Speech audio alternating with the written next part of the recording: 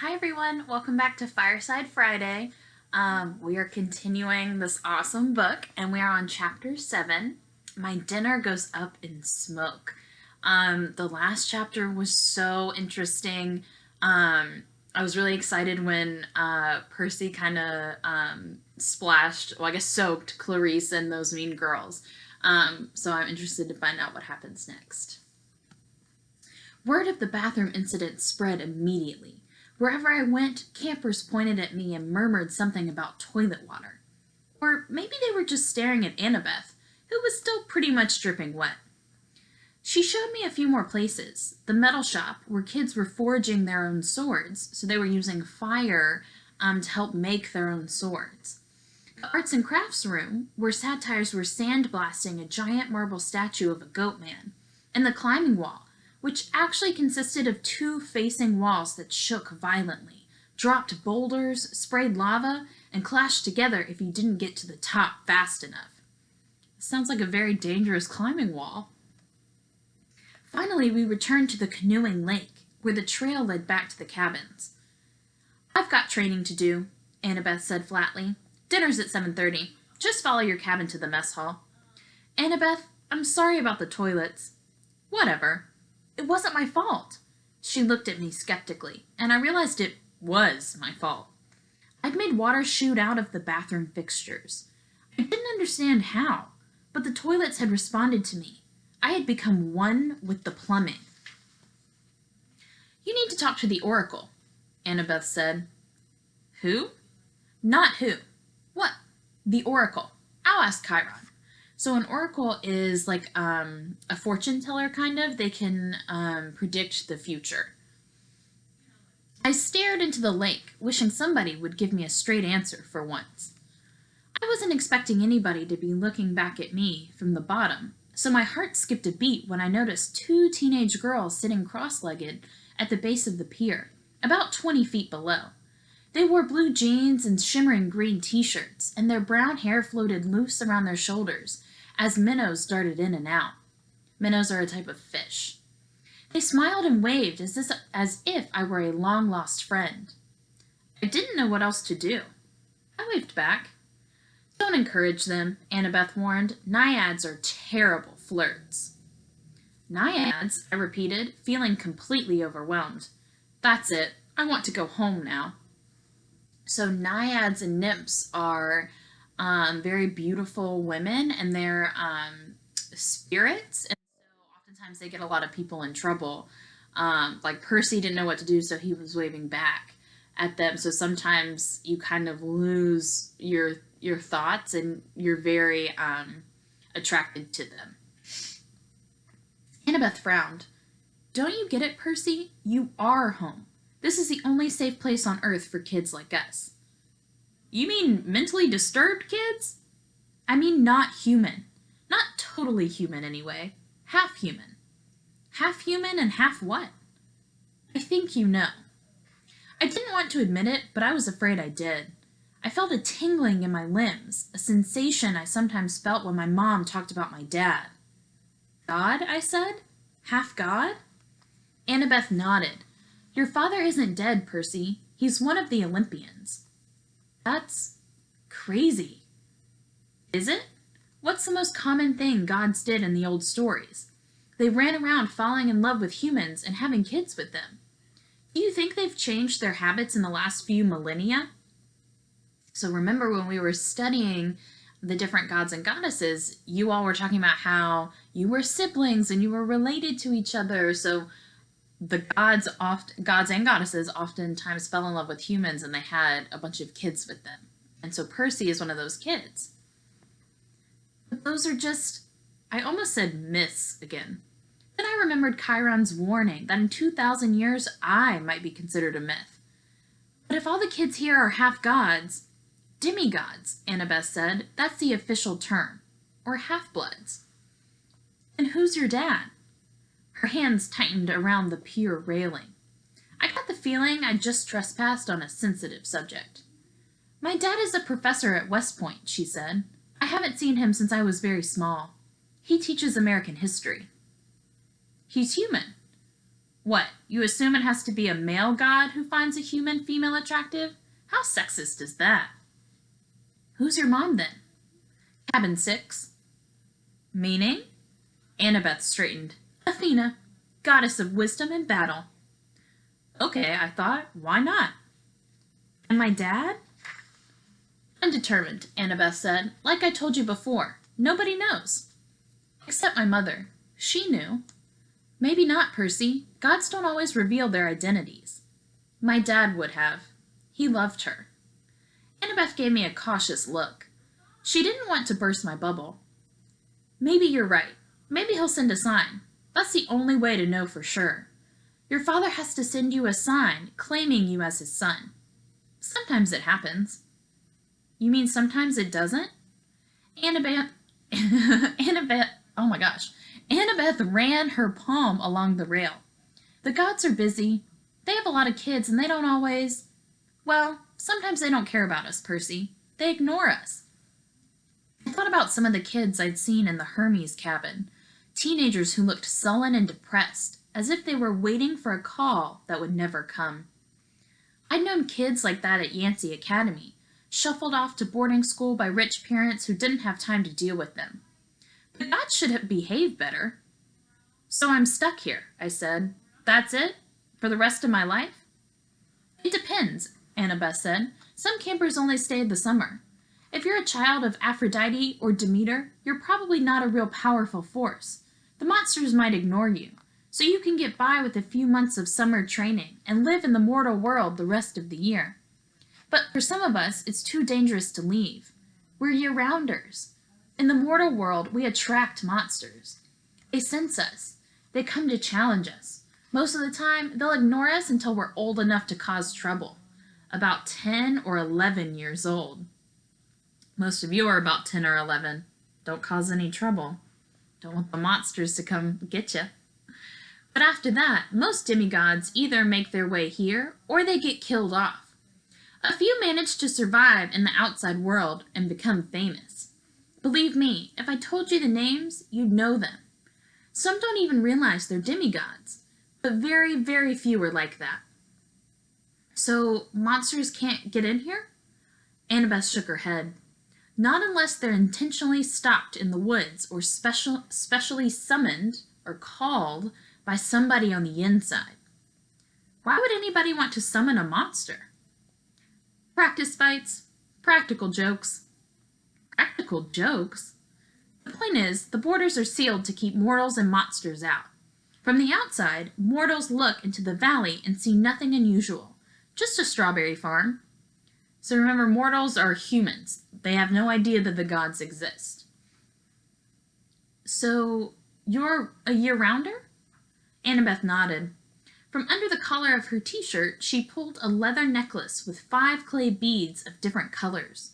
It was just like Luke's, except Annabeth's also had a big gold ring strung on it, like a college ring. I've been here since I was 7, she said. Every August, on the last day of summer session, you get a bead for surviving another year. I've been here longer than most of the counselors, and they're all in college. Why did you come so young? She twisted the ring on her necklace. None of your business. Oh. I stood there for a minute in uncomfortable silence. So, I could just walk out of here right now if I wanted to? It would be suicide, but you could, with Mr. G's or Chiron's permission. But they wouldn't give permission until the end of the summer session, unless you were granted a quest, but that hardly ever happens. The last time, her voice trailed off. I could tell from her tone that the last time hadn't gone well. Back in the sick room, I said, when you were feeding me that stuff, ambrosia. So ambrosia is a type of food or drink that the gods drink. Yeah, you asked me something about the summer solstice. Annabeth's shoulders tensed. So you do know something? Well, no. Back in my old school, I overheard Grover and Chiron talking about it. Grover mentioned the summer solstice. He said something like we didn't have much time because of the deadline. What did that mean? She clenched her fists. I wish I knew. Chiron and the Satyrs, they know, but they won't tell me. Something is wrong in Olympus, something pretty major. Last time I was there, everything seemed so normal. You've been to Olympus? Some of us year-rounders, Luke and Clarice and I and a few others, we took a field trip during winter solstice. That's when the gods have their big annual council, so their big meeting. But how did you get there? The Long Island Railroad, of course. You get off at Penn Station, Empire State Building, special elevator to the 600th floor. She looked at me like she was sure I must know this already. You are a New Yorker, right? Oh, sure. As far as I knew, there were only 102 floors in the Empire State Building, but I decided not to point that out. Right after we visited, Annabeth continued, the weather got weird, as if the gods had started fighting. A couple of times since, I've overheard satyrs talking. The best I can figure out is that something important was stolen, and if it isn't returned by summer solstice, there's going to be trouble. When you came, I was hoping. Athena can get along with just about anybody, except for Ares, and of course she's got the rivalry with Poseidon. But, aside from that, I thought we could work together. I thought you might know something. I shook my head. I wished I could help her, but I felt too hungry and tired and mentally overloaded to ask any more questions. I've got to get a quest, Annabeth muttered to herself. I'm not too young. If they would just tell me the problem. So a quest is kind of an adventure, but it has a goal. So she wants to go on a special trip to where she has to get something, she has to win something, or find something. And that will kind of prove, her strength as a demigod. I could smell barbecue smoke coming from somewhere nearby. Annabeth must have heard my stomach growl. She told me to go on. She'd catch me later. I left her on the pier, tracing her finger across the rail as if drawing a battle plan. Back at Cabin 11, everybody was talking and horsing around, waiting for dinner. For the first time, I noticed that a lot of the campers had similar features. Sharp noses, upturned eyebrows, mischievous smiles. They were the kind of kids that teachers would peg as troublemakers. Thankfully, nobody paid much attention to me as I walked over to my spot on the floor and plopped down with my minotaur horn. The counselor, Luke, came over. He had the Hermes family resemblance, too. It was marred by that scar on his right cheek, but his smile was intact. "Found you a sleeping bag," he said.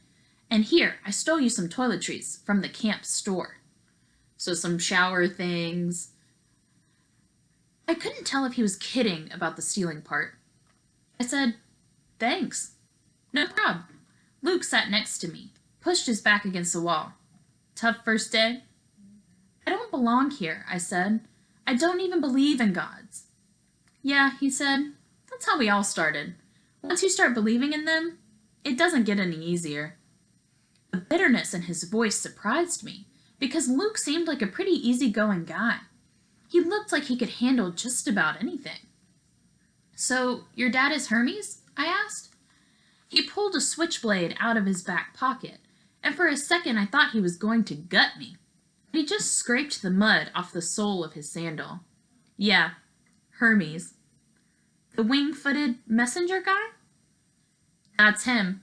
Messengers, medicine, travelers, merchants, thieves, anybody who uses the roads. That's why you're here, enjoying Cabin 11's hospitality. Hermes isn't picky about who he sponsors." I figured Luke didn't mean to call me a nobody. He just had a lot on his mind. "You ever meet your dad?" I asked. "Once." I waited, thinking that if he wanted to tell me, he'd tell me. Apparently he didn't. I wondered if the story had anything to do with how he got his scar. Luke looked up and managed to smile. "Don't worry about it, Percy. The campers here, they're mostly good people. After all, we're extended family, right? We take care of each other." He seemed to understand how lost I felt, and I was grateful for that, because an older guy like him, even if he was a counselor, should have steered clear of an uncool middle schooler like me. Luke had welcomed me into the cabin. He'd even stolen me some toiletries, which was the nicest thing anybody had done for me all day. I decided to ask him my last big question, the one that had been bothering me all afternoon. Clarice from Aries was joking about me being Big 3 material. Then Annabeth, twice she said I might be the one. She said I should talk to the Oracle. What was that all about? Luke folded his knife. I hate prophecies. What do you mean? His face twitched around the scar. Let's just say I messed things up for everybody else. The last 2 years, ever since my trip to the Garden of the Hesperides went sour, Chiron hasn't allowed any more quests. So Luke went on this quest, and he's saying that it went bad, and that kind of messed things up for everybody else. So Chiron isn't allowing any more quests. So I'm assuming that's how Luke got his scar on his face. Annabeth's been dying to get out into the world. She pestered Chiron so much he finally told her he already knew her fate. He'd had a prophecy from the Oracle. So a prophecy is the future, something from the future. He wouldn't tell her the whole thing, but he said Annabeth wasn't destined to go on a quest yet. She had to wait until somebody special came to the camp. Somebody special? Don't worry about it, kid, Luke said. Annabeth wants to think every new camper who comes through here is the omen she's been waiting for. The sign she's been waiting for. Now, come on, it's dinner time. The moment he said it, a horn blew in the distance. Somehow I knew it was a conch shell, even though I'd never heard one before. That's interesting that he knew what kind of shell it was. Luke yelled, 11, fall in. The whole cabin, about 20 of us, filed into the commons yard. We lined up in order of seniority, so of course I was dead last. Campers came from the other cabins too, except for the 3 empty cabins at the end, and cabin 8, which had looked normal in the daytime, but was now starting to glow silver as the sun went down. We marched up the hill to the mess hall pavilion. The mess hall is where you eat, and a pavilion is a building. Satyrs joined us from the meadow. Naiads emerged from the canoeing lake. A few other girls came out of the woods. And when I say out of the woods, I mean straight out of the woods. I saw one girl, about 9 or 10 years old, melt from the side of a maple tree and come skipping up the hill. In all, there were maybe 100 campers, a few dozen satyrs, and a dozen assorted wood nymphs and naiads. At the pavilion, torches blazed around the marble columns. A central fire burned in a bronze brazier the size of a bathtub. So this big kind of tub, there's a huge fire going in it. Kind of like ours. Each cabin had its own table covered in white cloth trimmed in purple. 4 of the tables were empty, but cabin 11's was way overcrowded. I had to squeeze onto the edge of a bench with half my butt hanging off. I saw Grover sitting at table 12 with Mr. D, a few satyrs, and a couple of plump blonde boys who looked just like Mr. D. Chiron stood to one side, the picnic table being way too small for a centaur. Annabeth sat at table 6 with a bunch of serious-looking athletic kids, all with her gray eyes and honey blonde hair. Clarice sat behind me at Aries' table. She'd apparently gotten over being hosed down, because she was laughing and belching right alongside her friends. Finally, Chiron pounded his hoof against the marble floor of the pavilion, and everybody fell silent. He raised a glass. To the gods! Everybody else raised their glasses. To the gods! Wood nymphs came forward with platters of food. Grapes, apples, strawberries, cheese, fresh bread, and yes, barbecue. My glass was empty, but Luke said, "Speak to it, whatever you want." Non-alcoholic, of course. I said, "Cherry Coke," the glass filled with sparkling caramel liquid. Then I had an idea. Blue cherry Coke. The soda turned a violet shade of cobalt. It's a shade of blue. I took a cautious sip. Perfect. I drank a toast to my mother. She's not gone, I told myself. Not permanently, anyway. She's in the underworld. And if that's a real place, then someday... Here you go, Percy, Luke said, handing me a platter of smoked brisket. This sounds like a very fun summer camp, but also a weird one. I would love it if I could just tell my cup to fill up with blue cherry Coke. I loaded my plate and was about to take a big bite when I noticed everybody getting up, carrying their plates toward the fire in the center of the pavilion. I wondered if they were going for dessert or something. Come on, Luke told me. As I got closer, I saw that everyone was taking a portion of their meal and dropping it into the fire. The ripest strawberry, the juiciest slice of beef, the warmest, most buttery roll. Luke murmured in my ear, "Burnt offerings for the gods. They like the smell." You're kidding. His Luke warned me not to take this lightly, but I couldn't help wondering why an immortal, all-powerful being would like the smell of burning food. Luke approached the fire, bowed his head, and tossed in a cluster of fat red grapes. Hermes. I was next. I wish I knew what God's name to say. Finally, I made a silent plea. Whoever you are, tell me, please. I scraped a big slice of brisket into the flames. When I caught a whiff of the smoke, I didn't gag. It smelled nothing like burning food. It smelled of hot chocolate and fresh-baked brownies, hamburgers on the grill, and wildflowers, and 100 other good things that shouldn't have gone well together, but did. I could almost believe the gods could live off that smoke. When everybody had returned to their seats and finished eating their meals, Chiron pounded his hoof again for our attention. Mr. D got up with a huge sigh. Yes, I suppose I'd better say hello to all you brats. Well, hello. Our activities director, Chiron, says the next Capture the Flag is Friday. Cabin 5 presently holds the laurels. So they're holding the trophy. They've won. A bunch of ugly cheering rose from the Aries table. Personally, Mr. D continued, I couldn't care less, but congratulations. Also, I should tell you that we have a new camper today. Peter Johnson. Chiron murmured something. Percy Jackson, Mr. D corrected. That's right, hurrah and all that. Now run along to your silly campfire. Go on. Everybody cheered. We all headed down toward the amphitheater, where Apollo's cabin led a sing-along. We sang camp songs about the gods and ate s'mores and joked around, and the funny thing was, I didn't feel that anyone was staring at me anymore. I felt that I was home. Later in the evening, when the sparks from the campfire were curling into a starry sky, the conch horn blew again, and we all filed back to our cabins. I didn't realize how exhausted I was until I collapsed on my borrowed sleeping bag. My fingers curled around the Minotaur's horn. I thought about my mom, but I had good thoughts. Her smile, the bedtime stories she would read when I was a kid, the way she would tell me not to let the bedbugs bite. When I closed my eyes, I fell asleep instantly. That was my first day at Camp Half-Blood. I wish I'd known how briefly I would get to enjoy my new home. I can't wait to find out what happens next. Tune in on Monday for Chapter 8.